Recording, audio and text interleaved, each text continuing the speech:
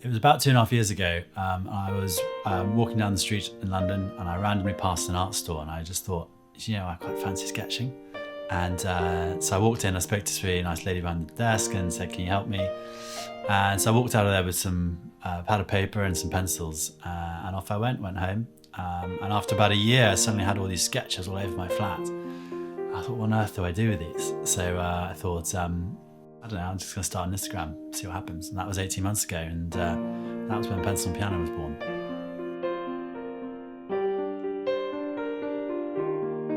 I think I have no single greatest inspiration, but what I would say is my art to date's been this sort of evolving exploration of the human soul, light, illustration, and it takes me from one medium or subject to another. Initially it was fairly black and white themed, and more recently I've been incorporating a bit more colour, particularly with paint.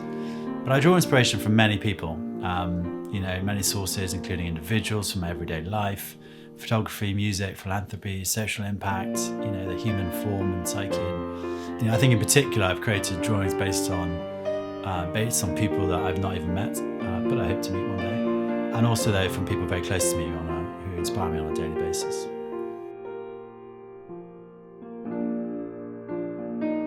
Why people? Wow. Well, I think we're all we're so different and we're so interesting.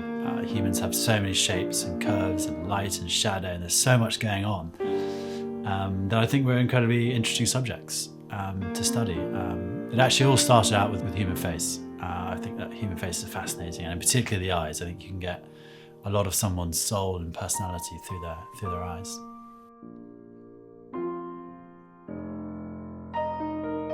It's true. I do have a separate career, day job that I love, and I love working with some great people. But the art and the music, it's a very different mindset, and it's a very nice way to unwind end of the day, over the weekend. I think importantly, it takes me down a different focus. It gives me a lot of inspiration, and most of all, I just love every second I'm doing it.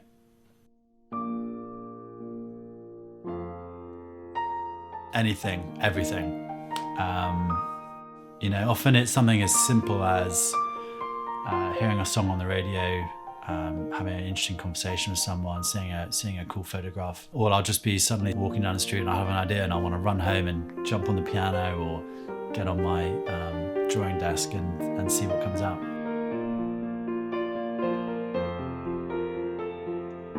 I think my taste can be quite random and eclectic, much like my music taste, to be honest. I'd say I'm typically more drawn to modern and contemporary art. There's no one standout artist. For me, it's people in my everyday life, new artists, entrepreneurs, people creating great things right now and doing great things. That's what I really admire. Someone once said to me, if opportunity does not build a door, and I admire people who build their own doors.